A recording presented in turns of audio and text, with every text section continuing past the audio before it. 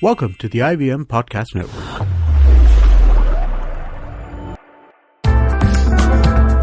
You're listening to Pow Bites with the Daily Pow. This is Pranuti, Amit, And Purva. and we're from the Daily Pow, a city-specific food and culture site, and this is Pow Bites. It's a series of mini episodes that we run in the weeks between our fortnightly podcast, The Powdcast. On this episode of Pow Bites, we're going to be speaking about winter vegetables, and we've called in the experts. There's Thomas Zacharias. He's the executive chef of the Bombay Canteen, the restaurant L'Operel that needs no introduction. And there's Roshni Bajaj Sangvi, who's our food columnist. And they're going to be discussing, Thomas is going to be telling us about sourcing seasonal produce and how he uses them in his dishes. And Roshni, who also does a lot of cooking, is going to pitch in.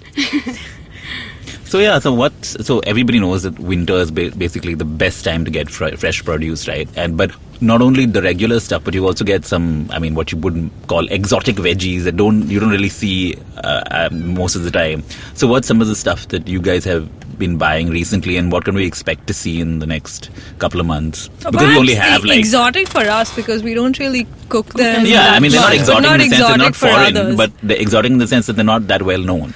They're also, they're so deeply indigenous that we don't know about them. Yeah. So, what kind of... you've obviously been trawling the markets. I guess the whole idea of exotic has changed so much. Like, a year ago, exotic was asparagus and avocado and broccoli. Now it's mugri and hara chana and ponk, which is super exciting. So what are those things? You just said like a bunch of words that I just like... Roshi is nodding her head saying yes, of course.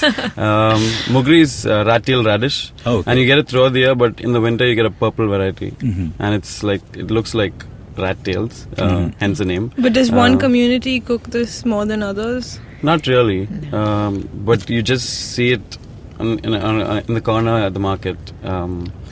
Then there's hara chana, which you get the fresh version. You get ponk, which at the Bombay Canteen we use it in the barley and jowar salad. Yeah, and Roshni is a big fan of ponk. I know this. Yeah, I always have a few kilos stored in the freezer for the hot you months. wrote some 2,000 words on this at some point. What exactly is it again? So ponk is tender green jowar, this is sort of like the first harvest of the jowar. It's the winter harvest. And after this, like whatever's consumed now, fresh and green, is known as ponk, and then the rest of it is dried and eaten as dried jowar or jowar atta. Mm-hmm. It's very, very popular amongst Gujaratis and Marwadis. But you will also find it in markets where, like pockets of, Maharashtrian pockets of the city. A lot of people in the markets tend to sell it artificially colored with like a little sweetness added to it. I think they add sugar, they boil it, and they add like green color, so it looks more emerald than it's supposed to. Gujaratis tend to buy it absolutely fresh, no color, no flavor, take it home and steam it, and then add nakul, or like those little sugar balls. Yeah, those little sugar balls that you get in temples that are soft, like it's a soft sugar ball that looks a little amoeboid. Yeah.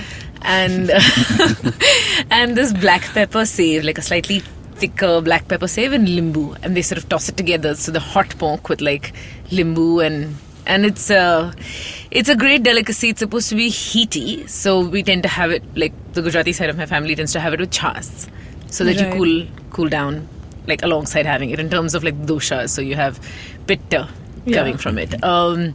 Marwadis tend to have ponk parties, and I've gone for a couple of them, where you go to their farm and like maybe in Aurangabad or wherever, and you roast it on the stem. Like you roast the entire stalk, bunches of the stalk, until the ponk becomes slightly charred, and then they rub it.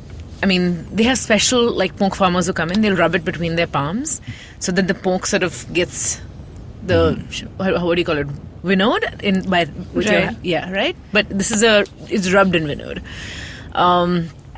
And then that is sort of served to you as is, alongside a small amount of like thick dahi, peanut chutney, garlic chutney, sesame chutney, and a bunch of other fun little things to eat. So you mix it.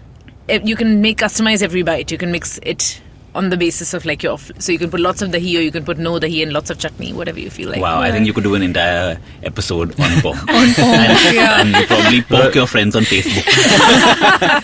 So Thomas, so what else is have What's you there seen now? recently, and Yeah. which particular markets do you actually go to when you want to look for new I things? try and go to a few different markets, but my favorite in Bombay is Grant Road.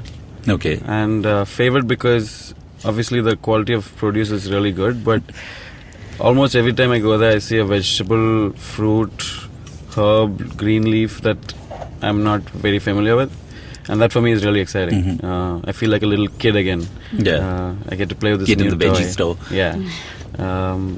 Right now there's also kohlrabi, which is actually a very local ingredient. It goes by the name of Nolkol or Alkul. There's chayote. Which, when you're a kid, you hate eating kohlrabi. Like, I used to hate it because So, it for tasted me- like nothing. So, no, for me, I grew up in Kerala and then I went to New York and I worked with it in New York. So, and then coming back to Bombay, I had no idea this was all grown in India. So, Right. like, I'm looking at it from a different perspective altogether. So you were probably having kohlrabi carpaccio in New York. Yeah, then and you then came back coming here out. and discovered that it's this very humble. Exactly. But what if you're saying it has no taste? Like, what makes it? It's like when you're a kid and you're forced to eat things like pumpkin and raw papaya. Okay. It's that. It's stuff that you hate eating as a kid. Those have taste. I don't know. I hated love, eating that I stuff. love kohlrabi. It's a cross between, I think, cabbage and radish. Okay. Okay, now I see what you're saying. It's got the texture of radish and the a milder flavor of cabbage. It's super versatile. You can have it raw in salads. You can stir fry it. You can make kachumbars out of it. You can make Yeah. a whole lot of stuff. So, and I mean, being super versatile, obviously, for me is really exciting because I can use it in a whole lot of applications. Winter is also the time for great like green leafy vegetables, the Indian ones. There's always batua, poisag. Right. There's Poisag is spinach, I'm presuming, or is it? they're all different forms of the green leafy vegetable. Poisag is the sturdier one. Okay. There's Malabar spinach. There's Malabar spinach, lal mat. There's something called karadai, which is safflower leaves, slightly bitter. You get And that. you'd mentioned another veggie some time ago, and the name escapes me. chayote. Something with shave. Chayote. Chayote, right? It's locally known as chow chow.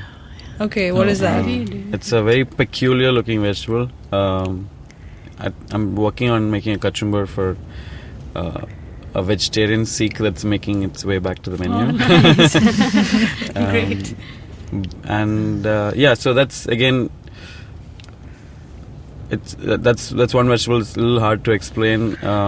It's a little more watery, but it's not as crunchy as say a kohlrabi, and it's got a very grassy flavor profile to it. And so all this is available at Grant Road Market. Yeah, They're there for a very limited span, is it? These vegetables? these ones are around for almost the entire winter. Okay. In fact, like it's funny when you say Bombay winter, Yeah. but So only how are we because of the defining this? Till Feb? Till Jan? Till the seasons get stretched every year. Okay. Just by virtue of the farmers wanting to stretch out their supplies. Yeah. But Bombay has a winter for me simply because it has such a unique set of Yeah. produce that comes into the market. And do you go to Grant Road as well, or do you go to Colaba Market? I go to Pratna Samaj, Grant Road, Colaba in sort of equal measure. Okay. Occasionally to Breach Candy, which I don't really like, but Why? because it's a bit. Breach sort of- Candy, Yeah, you it's- only you get don't- at the you don't find- asparagus, you don't find- avocado type. You don't find vernacular sort of Okay. vegetables and fruits over there, or or applications like the people you speak to, the people who are selling the fruits and vegetables will not be able to give you much insight. But into you it. have a guy there, right? Super Vegetable. Yeah, Super Vegetable Shop is not part of the Breach Candy Vegetable. Super Vegetable Shop is super. He He's stands just- alone. He stands alone. He is Yeah. in Breach Candy. technically. Yeah, He's next in to Breach- Mahalakshmi on He's the. next to the he's- ghetto, which is Yeah. what makes him extra special. No, he's really quite amazing. I really And like. he'll have like 6 types of chilies and tell you exactly how to use each of them, and tell you अच्छा ये तलने के लिए है, पकोड़े के लिए है, इसके Pro अचार tip, बनाओ. listeners, go to Super Vegetable next to the ghetto. Yeah. You know, when you pick up these vegetables, I asked you this earlier, like what if you come across something like you've never used, what do you do in that case? Like, I would be flailing if I bought something. I guess you mean, instinctively know what to do with it. I No, don't you know. don't. Some of these ones, yes, but there are vegetables I've come across in the last 2 years and I've had some scary experiences with some of them. There's something called shevla. It's this really beautiful looking vegetable before it's cooked. And it's long, it's cylindrical, it's got like at least 5 different shades of red and yellow and like 5 different textures on it. You Instagrammed it. Yeah. And my first instinct when I come across any vegetables to taste it. And shevla bhaji should never be tasted raw. What does it happened? taste like? It gives you a sting in your mouth like nothing I've ever experienced before. So it has oxalic acid. No, this is not. It's a pain which lasts for at least 5 to 10 minutes. I was going to try it till Oh you my said God. pain. No, you don't want to try it. Okay. And my second instinct when that happens is to then cook it and taste it, and the pain didn't go away. So, and this is one of the few vegetables where, say, I've put it up on social media and very few people have known what to do with it. So I went back to the market, asked the same bhajiwala, and he said there's this little round amla-like fruit that you need to buy with it. Okay. And you need to cook it with that with a paste made of that vegetable, marinate it overnight, and then cook it in a pressure cooker, and then make a bhaji from it, and then it's like nothing ever happened. Really? Yeah, it's Like you amazing. could chase it with amla. So did you try it? Yeah, and we put it on the menu as a special at the Bombay Canteen, and it's got this. Sadly, it looks nothing like it did in the beginning, but it's got this meaty mushroom-like flavor to it. So we made a tikki. Again, super short season, maybe like 10 days, 2 Wow. weeks. Oh. Yeah. Oh.